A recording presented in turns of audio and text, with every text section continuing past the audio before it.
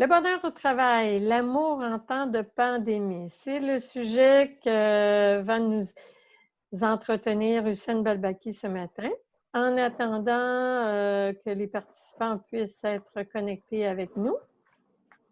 Donc, bonjour et bienvenue à tous. On va donner encore quelques minutes. Parce qu'aujourd'hui, on a des participants de plusieurs pays, comme à l'habitude des webinaires du cabinet RHRE, des participants bien entendu du Canada, d'Algérie, du Maroc. On en a de France, des États-Unis et de plusieurs pays d'Afrique, Bénin, Burkina, Cameroun, Sénégal. On a Haïti et l'Arabie saoudite. Donc, bienvenue à toutes ces personnes qui se joignent à nous. Donc, le bonheur au travail, l'amour en temps de pandémie. Je me présente, Joanne Saint-Onge, présidente du cabinet conseil RHRE et spécialiste RH senior.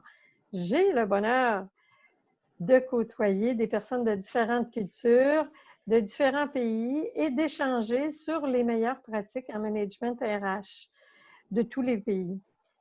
Les statistiques aujourd'hui nous indiquent aussi que les employés heureux sont plus productifs et aussi atteignent des résultats meilleurs au niveau de toutes les organisations. Donc, le cabinet conseil RHRE, pour ceux qui ne connaissent pas, regroupe plusieurs spécialistes. Une visite sur notre site vous permettra de découvrir les profils et les expertises de chacun et ainsi découvrir nos services. Avant de présenter Hussein, il y a sûrement des questions qui vous interpellent ou qui vous ont interpellé lorsque vous vous êtes inscrit. La première question, sommes-nous heureux au travail, individuellement et collectivement par la suite? Et qu'est-ce qu'il nous faut pour être heureux? En tant que manager, comment on peut créer ce sentiment de bonheur qui est invisible et qui peut permettre d'impacter les résultats d'une organisation?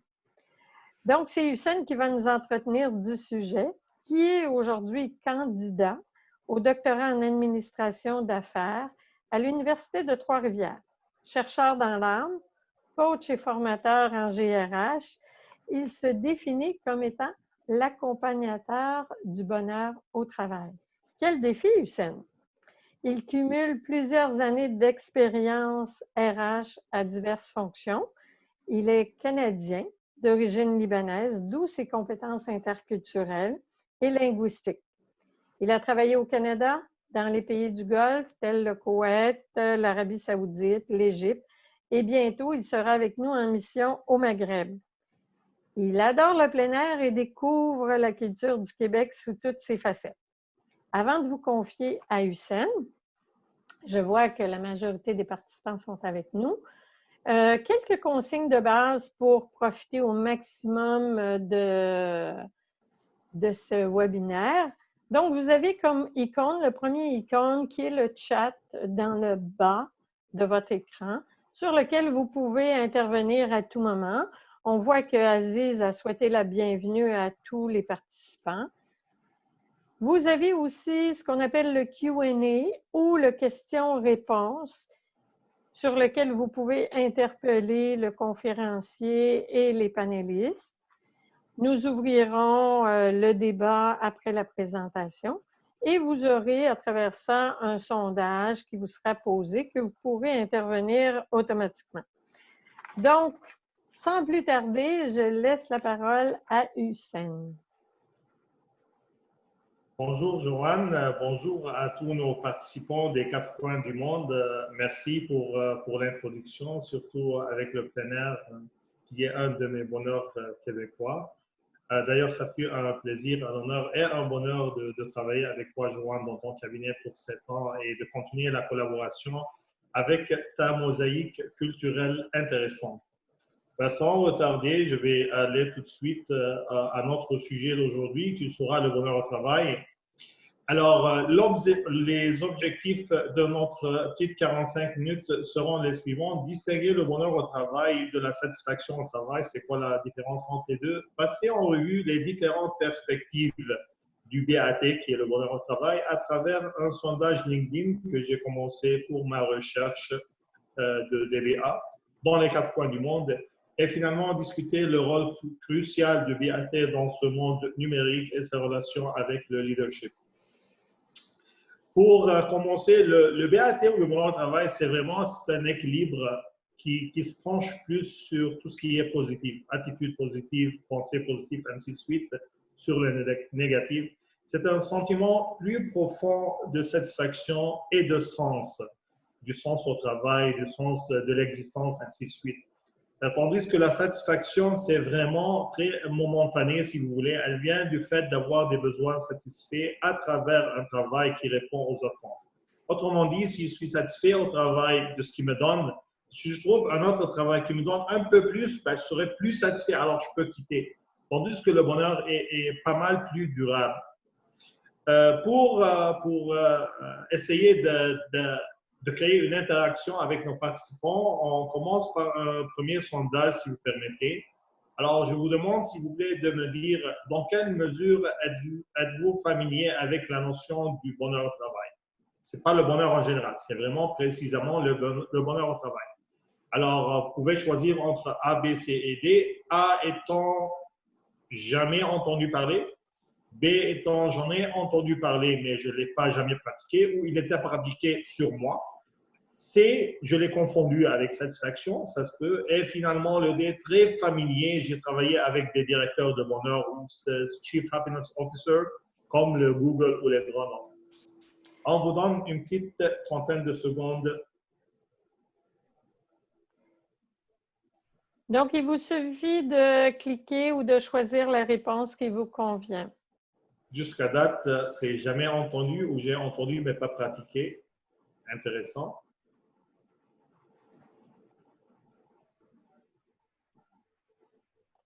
Il nous reste quelques votes à faire. Donc, il n'y a personne qui nous dit à ce stade-ci qui est très familier.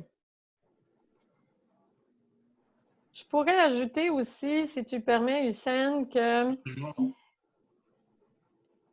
la première fois que j'ai entendu parler d'un directeur du bonheur au travail, c'était peut-être il y a 5-6 ans et je me disais, « Wow! Qu'est-ce que c'est? Qu'est-ce que ça mange en hiver, un directeur de bonheur au travail? » Donc, qu'est-ce que ça mange? Qu'est-ce que ça fait manger aussi? Oui. Donc, si on met fin au résultat, on peut dire que, et on va partager avec tout le monde, on a 13% jamais entendu parler, 75% qui en ont entendu parler mais n'ont pas été jusqu'à la pratique. Il y a une petite confusion, 13%, et très familier, 13%. Donc, intéressant, on a un auditoire varié là-dessus. Parfait. Et étant donné que j'en ai entendu parler, mais je ne l'ai pas pratiqué, ben, j'aime ça qu'à la fin de cette petite présentation, qu'on vous pousse, qu'on vous excite, qu'on vous encourage, si vous voulez, à aller le pratiquer avec vos employés. Parfait, on continue, c'est intéressant. OK. Je vais aller avec vous à travers mon sondage. Je ne peux pas l'appeler le recherche parce que ce n'est pas encore certifié. C'est un sondage LinkedIn des différentes perspectives de bonheur au travail. C'est lancé en 3 langues, arabe, français, anglais. Et la question était si simple que ça. Comment définiriez-vous le bonheur au travail en fonction de votre expérience personnelle et professionnelle et de vos interactions avec les autres? Ce qui est intéressant, que j'ai reçu une centaine, je peux dire, à travers LinkedIn, de Canada, de République dominicaine, de Riyad. On va aller à travers quelques-unes. Ça parle des émotions positives, ça parle des émotions agréables. Les gens qui se sentent significatifs au travail. Ils parlent aussi de la rétroaction, soutien, flexibilité, liberté d'action, environnement de travail, environnement organisationnel, ainsi de suite. Ce qui tient l'attention le plus, c'est qu'on peut faire le lien entre toutes ces perspectives et le rôle de leader et le rôle de gestionnaire. Voyez-vous, il parle ici le rôle de manager direct et essentiel. Ça, c'est de Beyrouth. Respect et appréciation, ça vient du leader, Dubaï. Le soutien de votre manager, l'appréciation du manager, ça, c'est de Ontario. Toronto, quand les employés sont responsabilisés, pas l'être sans le soutien et l'appui de leur superviseur. Attente claire, liberté d'action, Bucarest, Roumanie, ça c'est du manager. De l'Inde, avoir un patron et des collègues coopératifs. Alors, voyez-vous, travailler dans une organisation qui traite bien Serbie et Monténégro. Et finalement, par Mecca en Arabie Saoudite, c'est un sentiment d'accomplissement et d'être apprécié et reconnu. Tout cela pour vous dire que le bonheur, mes chères dames, mes chers messieurs, mais 75% qui n'ont jamais pratiqué ou qui n'étaient pas pratiqués sur eux, je vous dis que le bonheur ne coûte presque rien. Et si c'est le cas, si ça coûte quelques sous, ben, il y a le débat depuis la nuit de temps. Qu'est-ce qui se passe si nous investissons dans leur bonheur et les employés pas? Mais la question sera, et si vous ne le faites pas, si vous vous investissez pas, et il reste chez vous. Alors, comme Joanne a commencé par la présentation, le bonheur était prouvé par beaucoup de recherches à montrer une meilleure productivité, moins d'absence, moins de stress, plus de créativité, plus de résolution de problèmes, ainsi de suite. Les entrants et les... Oui.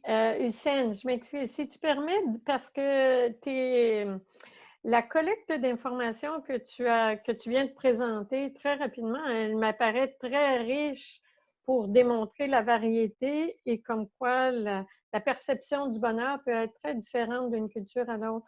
Il y a un élément, j'aimerais t'entendre parler, qui revient souvent, c'est celui de la liberté d'action, parce que sur tout ce que tu as présenté, il est revenu à plusieurs reprises. Absolument. Ben, la liberté d'action, elle est pas mal connectée à la flexibilité. Et ici, tu touches un sujet qui est un débat continu, équité versus égalité. Et moi, j'irai plus loin que l'équité, j'irai avec la personnalisation.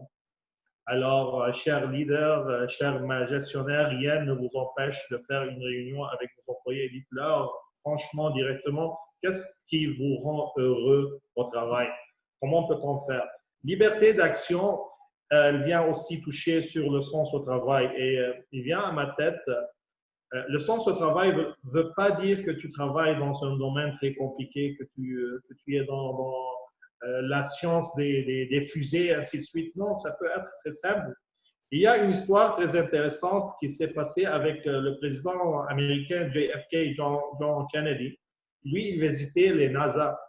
En se promenant dans les couloirs, il voit le nettoyeur du plancher. Puis il lui demande, tu fais quoi ici? Quel est ton travail?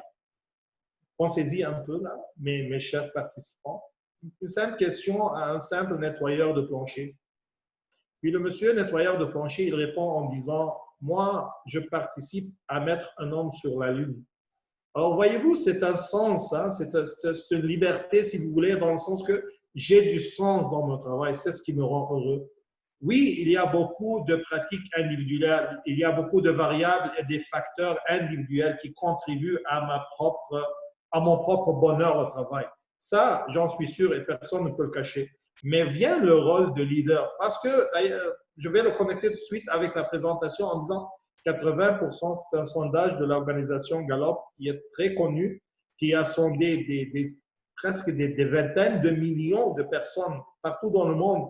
Et ces millions de personnes, ils disent 80% des employés quittent les superviseurs et pas les entreprises. Alors, je continue en disant que au moment où les entrants et sortants du processus du bonheur au travail, est-ce que le sens au travail, c'est lui qui me rend heureux ou c'est parce que je suis heureux que j'ai le sens au travail? Je ne vais pas entrer dans cette dilemme philosophique-là. Je vous dis que peut-être qu'il y a une confusion entre les deux, mais ce qui est sûr et certain, que le processus qui mène à ce bonheur au travail-là, il est plutôt l'exercice de leadership. Et ça, c'est un consensus international que j'ai pas mal trouvé dans mon petit sondage LinkedIn. L'autre action, je vais vous demander un autre sondage. D'après vous, en faisant le discours, là, en parlant avec vous, ou quand vous parlez avec vos employés, quel est le pourcentage de chacune des composantes suivantes de communication? En parlant, j'utilise mon visuel, j'utilise mon verbal, qui sont les mots, et mon vocal, le ton de voix. D'après vous, quelle est la meilleure combinaison? Est-ce que c'est 34, 33, 33 ou vous pouvez choisir parmi la liste suivante sur ce sondage-là? Est-ce qu'on a le sondage?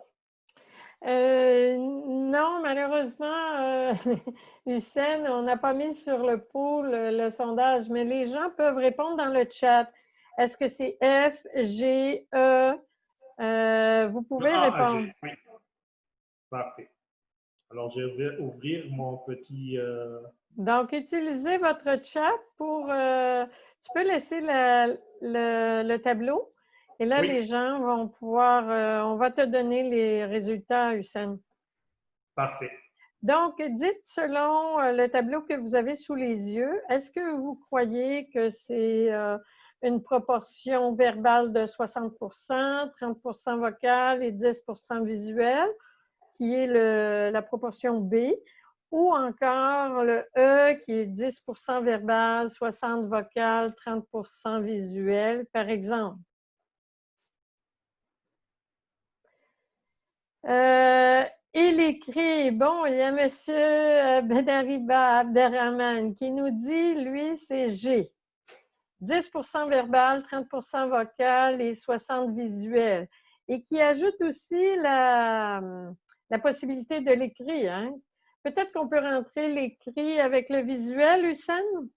Oui, surtout quand on n'est pas dans une interaction comme on le fait maintenant. Ben, on va aller avec notre cher participant qui a vraiment donné la meilleure réponse, qui est, d'ailleurs, c'est 7% verbal pour aller plus scientifique, 7%, 38% vocal et 50% visuel. Mais moi, je l'ai mis comme ça pour faciliter l'affaire.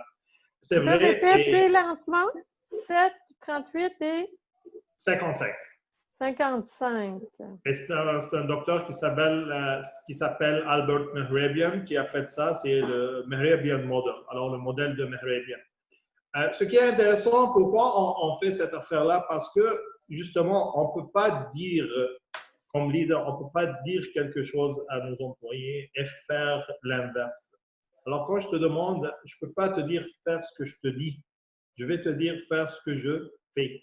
Parce que si je fais quelque chose et je te dis de faire l'inverse, ça ne marche pas, ce n'est pas le bon leadership.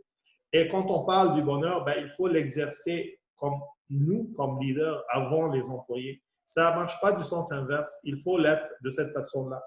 Et dans cette rubrique, je peux vous dire que le leadership traditionnel ne marche pas dans des contextes qui ne sont pas traditionnels. On parle de la COVID, on parle d'une économie qui change.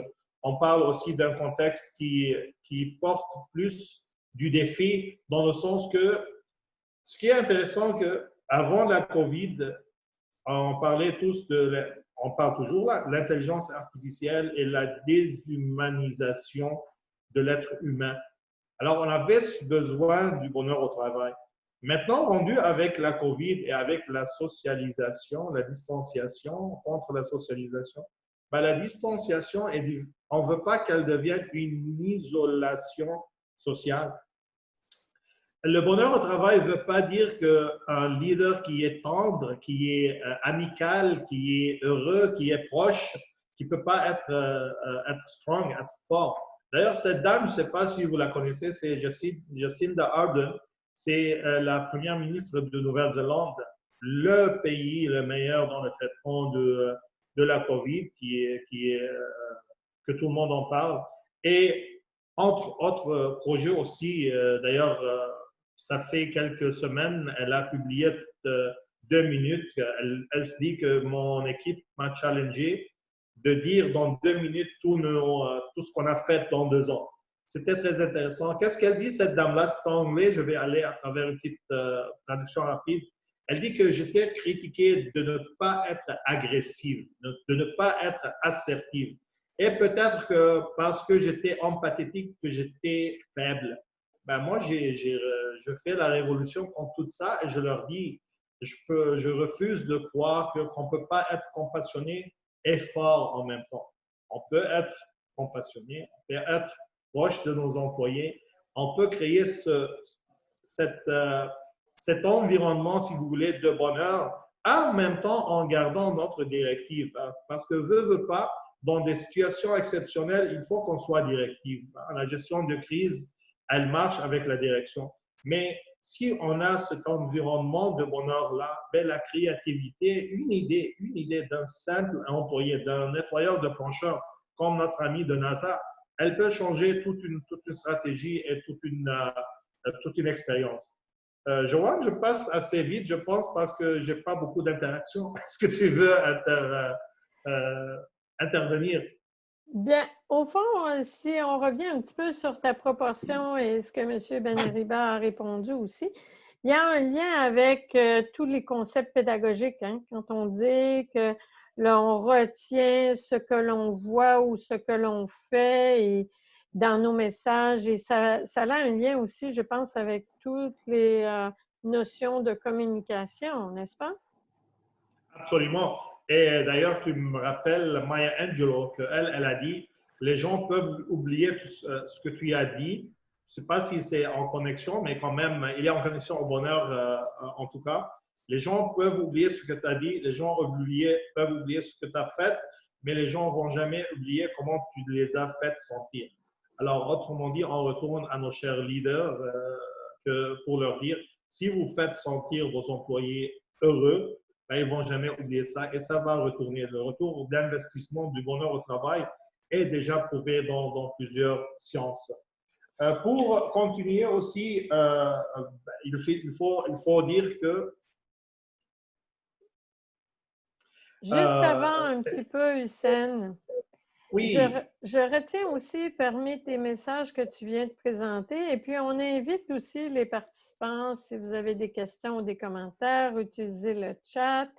Il y a Madame Farida, je crois, qui voulait peut-être poser une question. N'hésitez pas, vous êtes les bienvenus.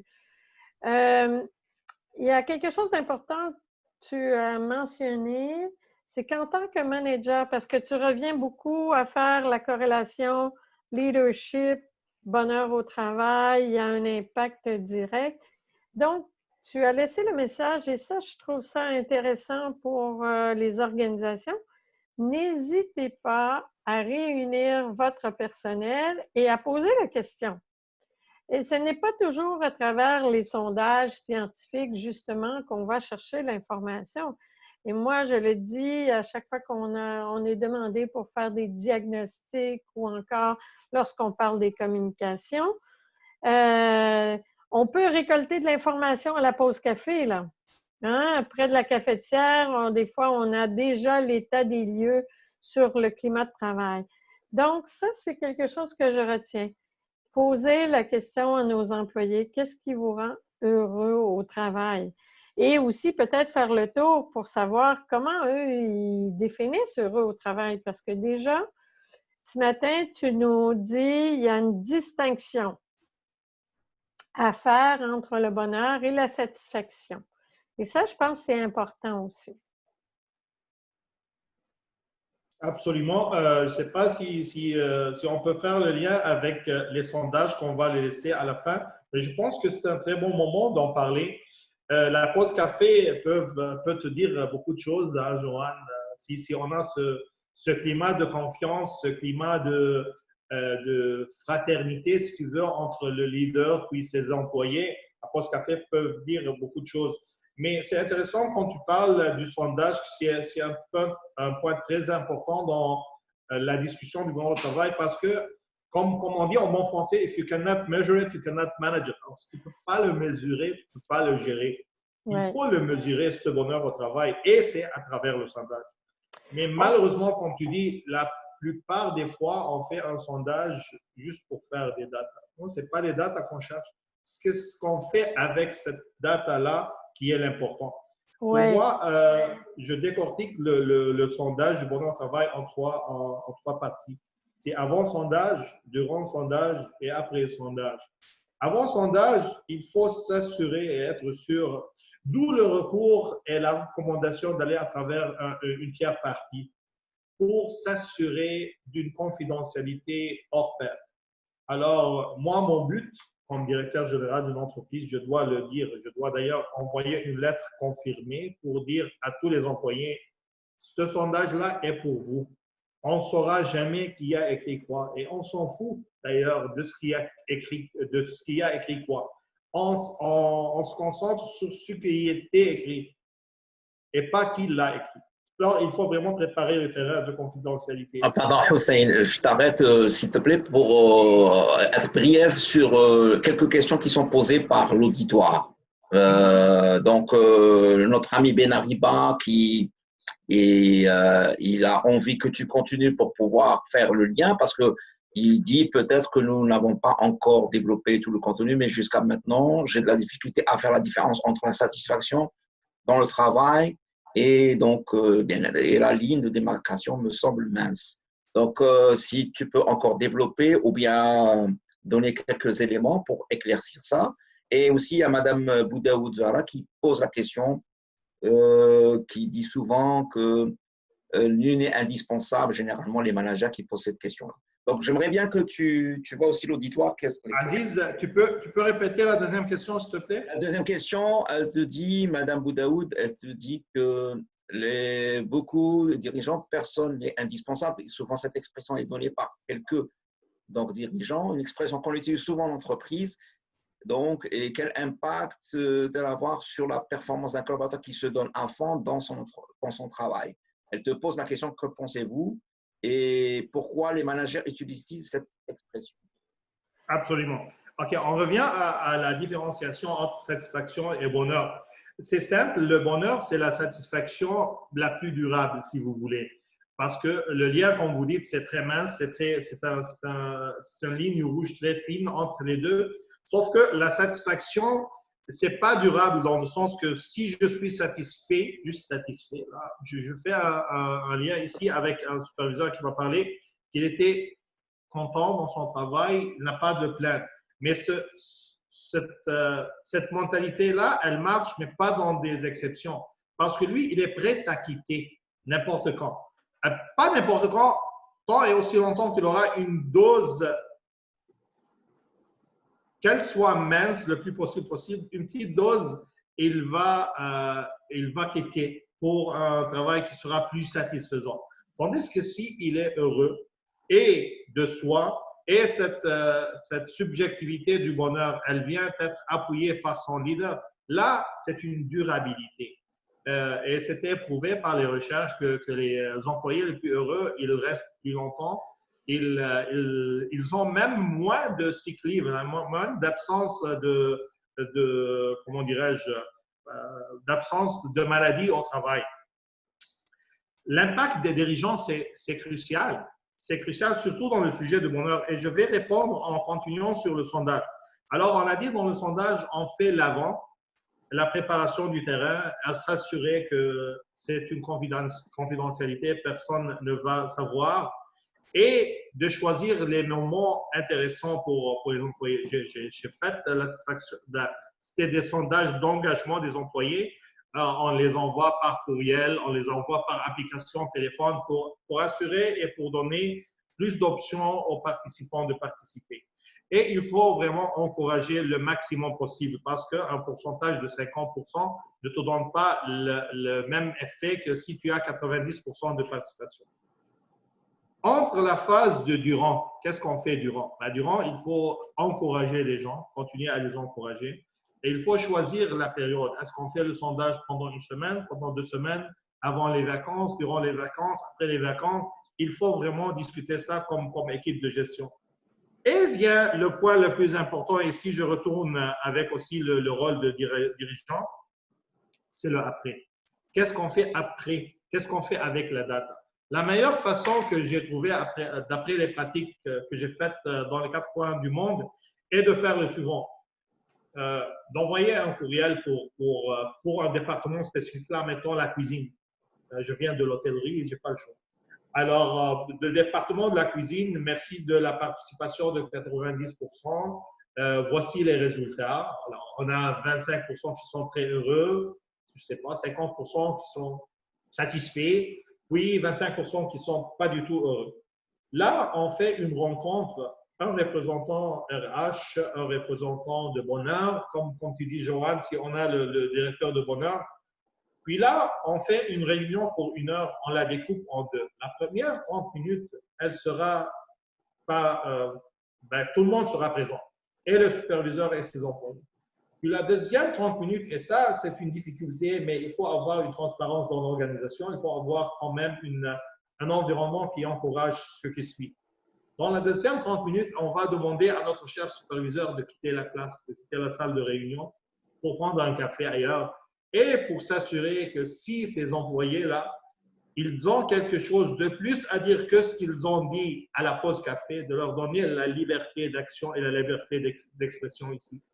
Et ça, pour assurer tout le monde que ce n'est pas le moment de prendre revanche, hein, de revenger les superviseurs qui ne sont pas bons. Non, non, non, non. On cherche qu'est-ce qui ne marche pas pour le fixer. Qu'est-ce qui ne marche pas, qu'est-ce qui freine ce bonheur au travail. J'espère que j'ai répondu aux questions et j'ai continué aussi avec, comme tu as mentionné, Joanne, le sondage du bonheur au travail. Il nous reste, Hussein, juste pour te situer, à peu près une dizaine de minutes. Et effectivement, là, les gens commencent à manifester. On reviendra avec les questions de Mme Boudaoud et Mme Némiri qui a aussi positionné des choses au niveau du télétravail et du contexte du COVID, parce que tu as bien précisé que quand on parle du bonheur au travail, il faut toujours tenir compte du contexte. Donc, je te laisse compléter ta présentation et après, on va ouvrir le débat. Absolument. Ben, c'est ça, au moment où Gabriel Garcia Marquez cherchait l'amour en temps de choléra, ben, j'ai pris la permission de dire qu'on cherche vraiment le bonheur en temps de corona. C'est pas évident. Les gens travaillent de la maison. S'ils sont pas motivés individuellement, s'ils sont pas heureux dans ce qu'ils font, écoute, ils sont seuls, ils sont à la maison. Est-ce qu'ils font le bon travail? Est-ce qu'ils ne le font pas? Si on n'a pas cette confiance-là, si on n'a pas préparé le terrain des employés heureux qui sont bien personnellement et individuellement équipés, on ne peut pas les visiter chez eux, on ne peut pas faire des tours pour chaque maison.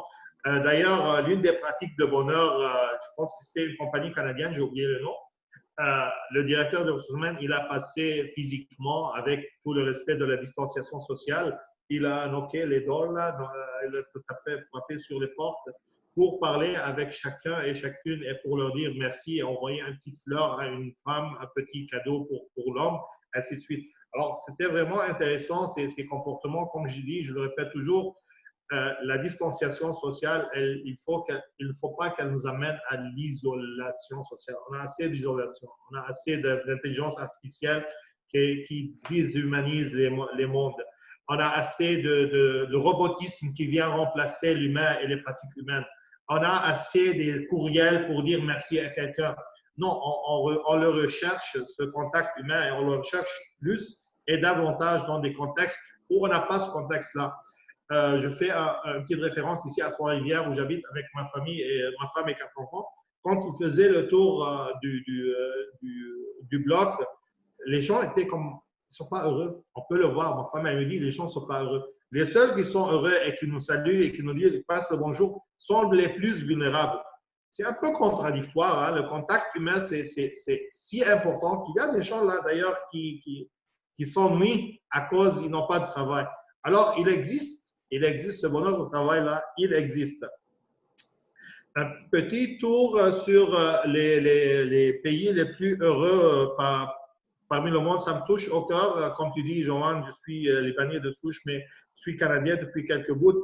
Tu vois, on détériore. Hein? Au Canada, nous étions le 9e, maintenant nous sommes le 11e, nous étions le 4e quand le pôle était lancé. Sur ça, j'arrête parce que j'ai hâte à discuter à travers les questions et je te donne la parole, Joanne, pour me donner, pour répéter les questions, s'il te plaît. On a parlé pas mal sur le télétravail et la COVID. S'il y a d'autres questions, je serai ravi de les répondre. Oui. Je vais revenir sur ton exemple où tu dis qu'il y a un dirigeant d'entreprise qui a pris l'initiative de visiter physiquement chacun. Absolument, oui. Il y a 2 semaines, on avait une invitée qui était Mme Chantal Girard, DRH de l'entreprise Plastic Age. Et Mme Girard, elle a dit que tous les managers de l'entreprise, parce qu'une de leurs forces, c'était vraiment la proximité avec leur personnel. Et tous les managers ont appelé à chaque semaine leur personnel. Donc, ce qu'on peut dire, c'est que si la COVID nous empêche d'avoir un contact physique, elle ne devrait pas nous empêcher d'avoir au moins un contact verbal et de prendre l'état de situation sur notre personnel qui est à distance. Et là, je profite de l'occasion parce qu'on a traité le sujet du retour au travail. On sait qu'actuellement, le contexte de COVID nous dit qu'il y a beaucoup d'entreprises qui sont encore restées en télétravail et que le personnel ne reviendra pas peut-être avant 2021, dépendamment du contexte de l'organisation. Donc, c'est très intéressant les statistiques et de voir un peu la situation du Canada. On espère que ça va revenir. Si on revient à la question de Mme Boudaoud, et puis éventuellement, on ouvrira le chat avec Aziz, oui, avec d'autres participants. Elle veut revenir sur qu'est-ce qu'on fait quand les dirigeants, et ça, je rejoins Mme Boudaoud, je l'ai déjà entendu, personne n'est indispensable, comme quoi l'organisation est très indépendante. Puis, elle pose la question, c'est quoi l'impact sur la performance d'un collaborateur qui se donne à fond et qui entend ça? Bien, personne n'est indispensable, on peut vous remplacer si vous n'êtes pas content ou si vous êtes insatisfait. Il y a deux approches. Il faut quand même être rationnel ici et de voir le sujet d'entreprise. Nos amis du Sud, ils ont une tradition de leadership qui dit, ils disent que eux autres, attendez une minute, je suis en réunion. C'est ça le webinaire. Hein? C'est les pratiques de webinaire. OK, alors je disais que Jack Welch, il était assez dur dans son approche. Lui, il dit aidez-les, j'essaie de traduire, aidez-les, supportez-les, formez-les, coachez-les. Mais si ça ne marche pas, aidez-les à partager leur expertise avec quelqu'un d'autre. Ben, ce n'est pas toujours la nuit de miel. Hein. Il y a des gens qui ne marchent pas. Il y a des gens qui, dans le sondage de satisfaction, le sondage d'engagement des employés, Gallup, elle catégorise les plus désengagés. Ben, les désengagés sont des employés très dangereux dans une entreprise parce qu'ils peuvent, dans le contexte de COVID, là, ils peuvent contaminer les autres. Et ça va être très difficile. C'est pour cela j'ai fait un débat avec mon directeur de recherche. J'ai dit, est-ce que tout le monde mérite d'être heureux? Mais là, la notion de mérite, c'est trop difficile. C'est le même Jack Welch qui dit, quand tu entres dans une entreprise, tu fais une distinction 10-90. 10%, tu les mises à pied tout de suite. Tu les connais, tu es un bon leader, tu peux dire qu'eux, ils ne fitent pas l'entreprise. 10%, tu les gâtes, tu les offres des bonnies, tu fais quoi que ce soit. Ils sont les créatifs, ils sont les dynamos, ils sont le corps de ton entreprise. Les 80% là, le reste de ton temps, tu vas travailler avec pour les ramener à joindre les autres 10%. Alors oui, il y a des employés en fin du compte qui ne fitent pas et qui, soit eux-mêmes, ils vont se démarquer et dire ah, ce n'est pas l'environnement où j'appartiens, ou soit il faut quelqu'un d'avoir vraiment… Oui, Joanne. Si tu permets, Hussein, parce que peut-être ça peut paraître drastique un peu le message de M. Welch, qui était le CEO de GE, n'est-ce pas? Hein? Oui. Et l'auteur du livre « J'ai dansé avec l'éléphant » ou quelque chose comme ça. Winning aussi, là, oui. OK. Donc, mais on pourrait faire la nuance que le message des managers, pour revenir à la question de la dame, le message de dire il n'y a personne d'irremplaçable, il faut faire attention en tant que manager pour l'adresser aux bonnes personnes. C'est-à-dire, comme tu dis, il ne faut pas l'adresser de façon générale à tout le monde parce que là, tu vas perdre tes meilleurs éléments, comme tu l'as dit, et tu vas perdre les autres qui sont prêts à donner, qui sont prêts à, on va dire, à suivre la marche. Mais il faut l'adresser aux personnes, comme tu dis, et c'est un service, des fois, à rendre. Moi, j'ai déjà vécu des gens qui sont revenus me voir dans ma position de DRH et qui disaient, et ça, j'ai été très étonnée, mais me remerciaient de dire, ben vous avez bien fait, Mme Saint-Onge, de mettre fin à mon contrat parce que je suis mieux placée avec l'autre entreprise et tout ça. Mais ça, oui, oui, alors Aziz, tu peux mettre la caméra? Je voulais partager avec vous une excellente expérience que j'ai vécue avec notre ami Ben Arriba Abdelrahman chez un entrepreneur, lui qui l'a coaché et c'était dans le design des voitures, donc c'était pour l'entretien des voitures, etc. Et j'ai vu que ce monsieur qui était très heureux dans son travail, le patron, mais aussi son personnel très heureux de travailler, de faire ce travail-là. Donc, et aussi, je crois, à mon avis, c'est important aussi de coacher aussi le manager, parce que le manager, s'il n'a pas les outils nécessaires, c'est un être humain, hein, comme l'autre, hein, comme son collaborateur. Donc, s'il n'a pas les outils nécessaires pour pouvoir introduire, comprendre ce concept-là, que c'est utile, il va être à côté de la plaque. Et aussi, je voulais aussi parler d'une norme de bien-être. Est-ce que dans tes études, il y a une relation avec ce que tu dis et le bien-être? Parce que maintenant, il y a une norme et il y a des statistiques avec les entreprises. Lorsqu'on a mis les conditions de bien-être dans une entreprise, on a diminué 30% d'absentéisme, on a augmenté le chiffre d'affaires de la compagnie de 20%. Donc, je voulais avoir ton avis sur ça. Oui, c'est trop connecté au bien-être, mais même Joanne peut me soutenir à la version québécoise, le mieux-être au travail. C'est absolument, et je t'appuie à 100%, c'est Aziz, dans le sens que le coaching est très important parce que dans la formation, tu fais la formation, puis God bless you, hein, tu fais ton affaire, puis allez-y, lancez-vous dans l'eau. C'est intéressant parce que je travaille avec une compagnie trifluvienne ici à l'aéroport, puis on a fait une formation de 3 heures à 2 reprises, alors 6 heures coupées en 2 sur l'intelligence émotionnelle.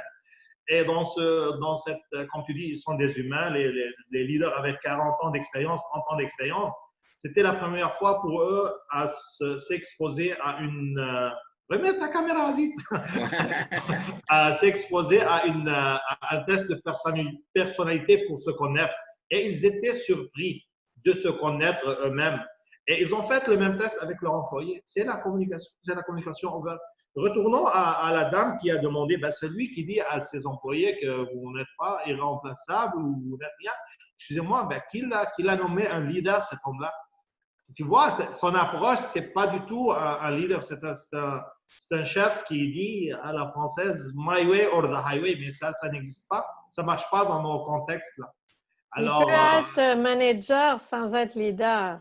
Et voilà. Le statut de leader vient avec quelques ingrédients, là. Et c'est une des questions. Donc, il y a une question ici qui dit, ça serait quoi les ingrédients dans cette relation-là de manager? On commence par l'ouverture d'esprit. L'ouverture d'esprit dans le sens que moi, comme manager, comme leader, ça se peut que je me trompe. J'ai fait une mal perception, j'ai mal perçu quelque chose, j'ai mal compris, il y avait un malentendu. Il faut aller avec cette modestie-là, si vous voulez. C'est pas que, non, je suis le boss, ça n'existe plus, cette mentalité. Je suis le boss, toi, tu dois me suivre. Ça marche pas. C'est pas tu dois me suivre. C'est viens avec moi. Je t'amène à me suivre. C'est l'ouverture et la bonne communication aussi. La communication est positive et constructive. Alors, si on fait affaire avec des employés qui sont dans le négatif, moi, j'ai fait une activité intéressante. Il y avait quelqu'un qui venait avec beaucoup de plaintes. Et il me dit, tu dois m'écouter. Tu parles de l'ouverture, tu dois m'écouter. J'ai dit, parfait, je t'écoute, mais j'ai une condition. Chaque plainte, chaque point négatif, tu dois trouver 2 points positifs. Alors, tu commences par 2 choses positives, puis je t'écoute pour la chose négative. Alors là, tu seras surprise comment le cerveau va fonctionner à se concentrer sur la partie positive. OK, mais ce leader-là dont tu fais la plainte, il est là depuis 20 ans. C'est sûr qu'il a du positif. Cherche ces 2 positifs et là, tu me donnes ton constructif. On ne va pas l'appeler négatif. Donc, tu étais dans la position de coaching en même temps que tu étais dans l'écoute. On a vraiment des éléments intéressants et je vais revenir avec une question de M. Benariba. Hein, parce que le temps nous file, il nous reste peut-être 5-6 minutes pour prendre des interventions. M. Benariba nous dit comment concilier, c'est très pertinent, merci pour votre question, comment concilier la recherche de la performance économique, un objectif légitime pour une entreprise et l'atteinte du bonheur au travail qui a quand même un coût. Parce qu'au tout début, dans ta présentation, tu nous as dit que ça ne coûtait pas cher. Peut-être pour plusieurs, et c'est comme le débat, hein, l'investissement en ressources humaines, est-ce un coût ou un investissement? Je te laisse rebondir là-dessus. OK. Économiquement parlant, ce n'est pas pour rien que j'ai montré que Iceland, Finlande, puis ces pays, comme vous voyez là, Finlande, Danemark, Norway, Iceland, ainsi de suite, ben, eux autres, je ne sais pas si on peut faire, je n'ai pas fait de recherche, mais je ne sais pas si on peut faire le lien. Est-ce qu'ils sont plus heureux parce qu'ils travaillent 4 jours par semaine, ils ont 3 jours de repos? Ben ça a des effets économiques majeurs. Hein? Mais est-ce possible maintenant, avec la COVID qui nous oblige à travailler de la maison, de réduire le temps de travail et d'aller plus avec la conciliation travail-famille? Est-ce que c'est un objet qui peut aider, oui ou non? Est-ce qu'il peut nuire, oui ou non? Alors, je vois de ton sourire qu'il a des double sens. Hein? Mais on peut s'attendre à ce que suite au webinaire, Hussein, et à la poursuite de ta recherche, hein, ça va être très intéressant d'avoir les résultats de ta recherche, mais tu auras peut-être d'autres sondages à lancer aux participants ou aux gens qui sont intéressés par ce sujet qui, à mon avis, est super passionnant. Tu reviens avec, et c'est en lien avec un commentaire de d'une dame qui a parlé justement le lien entre le télétravail. Moi, pour ma part, jusqu'à maintenant, j'ai entendu 2 versions et je pourrais presque dire qu'elles sont kiff-kiff. Dans le sens, il y a autant de gens qui sont heureux d'être en télétravail que d'autres qui sont moins heureux d'être en télétravail. Et là, on rentre dans les besoins individuels de socialisation, de rencontrer les collègues physiquement versus un travail un petit peu plus individuel.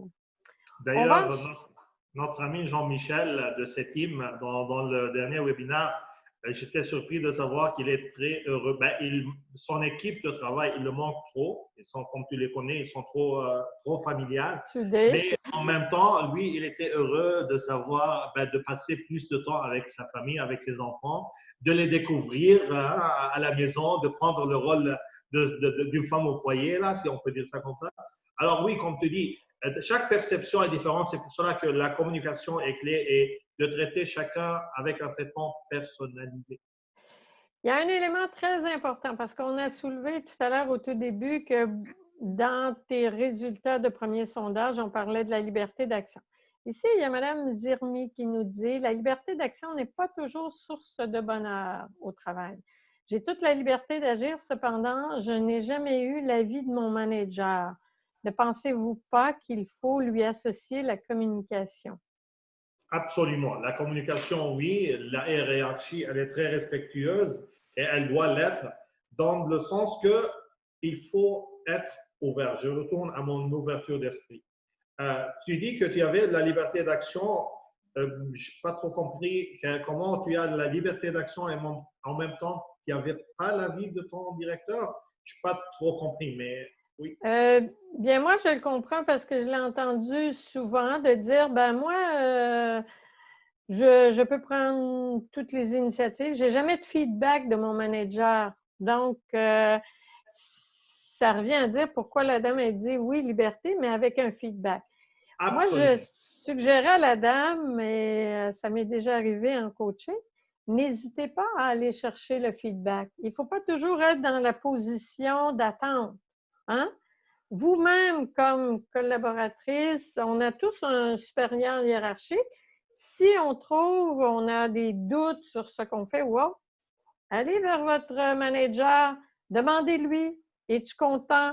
La communication, c'est bidirectionnel. Ça ne peut pas être juste le manager vers les collaborateurs. Les collaborateurs doivent retourner du feedback au manager. Hey, tu ne nous as pas dit, tu as fait un sondage, tu ne nous as pas donné les résultats, par exemple, ce que Hussein nous a suggéré hein, après comme action. Donc, il y a beaucoup d'autres. Je laisse peut-être à Aziz. Il nous reste 2 minutes, Aziz. Il y a M. Rami qui a mis des… tu peux nous traduire ce qu'il nous a mis dans le chat? J'ai pas Zemar, M. Rami Zemar. Malheureusement, ma langue arabe est trop limitée pour que je traduise. Ça fait appel à vos compétences linguistiques, messieurs. Exercice, non, effort très apprécié, M. Hussein. Merci, M. Zemar. Ah, oui, d'accord. c'est un collègue, oui. D'accord. Puis, que pensez-vous du milieu de la santé où l'assurance-emploi est en augmentation? On peut peut-être clôturer rapidement avec cette intervention-là et après, on va aller avec la conclusion. Tu peux la répéter? Qu'est-ce que tu penses? La dame nous met en relief le fait, et ça, c'est une statistique de l'Organisation mondiale du travail, hein, de l'OIT, l'Organisation internationale du travail, qui dit que toutes les statistiques d'absentéisme, et même l'absentéisme, elle a été décortiquée physique et psychologique, sont en augmentation. Donc, c'est vraiment contradictoire avec le fait d'avoir des employés heureux si les statistiques de santé au travail se détériorent. Absolument. Peut-être c'est l'une des, comment dirais-je, des résultats du fait qu'on ne pratique pas l'expérience du bonheur au travail, qu'on ne la vende pas. D'ailleurs, ça sera l'une de mes sujets à débattre, et que vraiment le bonheur, il peut vraiment affecter la santé pas seulement mentale, hein, aussi la santé physique. Parce que même dans le positif, j'espère que nous sommes là, j'ai une activité qui est prouvée dans les 4 coins du monde, que quand tu penses négative, même ton corps, il est affecté physiquement, corporellement, quand tu penses à des choses négatives. Peut-être un jour, on va la faire quand tu seras à côté de moi, là, mais c'est intéressant en s'appuyant sur le bonheur qui, comme j'ai dit dès le début, c'est pencher la balance positive sur le négatif. J'espère et personnellement, j'en suis sûr que ça va affecter positivement la santé. Pardon, il y a une expérience qui est en train de se faire en Islande, ça fait déjà 3 ans. C'est qu'ils ont, maintenant, il n'y a plus la semaine de 6 jours, 7 jours, la semaine c'est une semaine de 4 jours. 4 jours de travail et 5 heures par jour. Et ils ont vu qu'il y a une augmentation de productivité et le chiffre d'affaires de compagnie a énormément augmenté. Et maintenant, les pays scandinaves et l'Allemagne, ils sont en train d'introduire ce concept-là. Et donc, c'est prouvé. Eh bien, on souhaite que ça… C'est pour cela qu'ils sont plus placés hein, que le Canada. Ouais. Et justement, pardon, pourquoi? Parce qu'il y a un problème. Tout problème qu'on doit le régler, il faut le régler en amont. Et en amont, c'est l'acteur principal, c'est le manager. Et le manager, il faut l'outiller, il faut le coacher. Si on ne lui donne pas les outils, parce que généralement, le manager, il va dire, mais quelle relation, le bonheur dans le travail, etc. Mais si on lui donne des indicateurs qui sont économiques, etc., il va être plus conscient et il va jouer le jeu avec nous, quoi. Absolument. Donc, on voit qu'il pourra y avoir une suite, un deuxième webinaire qui soulèvera et on voit à travers le chat aussi l'intérêt de nos participants. On dit, est-ce que le bien-être au travail dépend seulement de la direction des ressources humaines? Personnellement, c'est non. Ça chaque direction. Et ça doit être une responsabilité partagée. Hein? Tout à fait. Déjà, entre les managers et les individus, chaque individu est responsable de son propre bonheur au travail hein? Et de changer d'endroit si ça ne lui convient pas aussi. Donc, sur ce, Hussein, merci encore 1000 fois pour ce partage et j'espère que tu nous reviendras avec encore d'autres développements. Merci Absolument. à Aziz Aziz qui fait partie du cabinet conseil RHRE comme consultant et qui nous reviendra prochainement dans les webinaires. Merci à tous les participants. J'espère que vous avez apprécié, en tout cas, avoir vos commentaires et vos questions. on sent que le sujet vous préoccupait. On vous invite à suivre les prochains webinaires qui sont déjà annoncés au niveau du cabinet conseil. Le prochain webinaire se reprendra en septembre. Hein, on vient de clôturer avec Hussein et en septembre, M. Georges Alou va nous entretenir sur la gestion des rencontres à distance. Encore une fois, sujet très à propos dans le contexte de la COVID-19. Surveillez aussi nos formations en ligne dès le début de l'automne et on va dire, Inch'Allah, si le contexte se présente, nous pourrons avoir des formations en présentiel à Montréal, à Kuala Lumpur et éventuellement à Marrakech et aussi sur Oran qui seront annoncés prochainement. Vous pouvez nous inscrire, nous écrire, nous faire part de vos commentaires, vos questions. Il y aura quelqu'un du cabinet qui vous répondra assurément. Sur ce, je souhaite bonne fin de journée à tous et je vous dis gardez la santé et à très bientôt. Au revoir.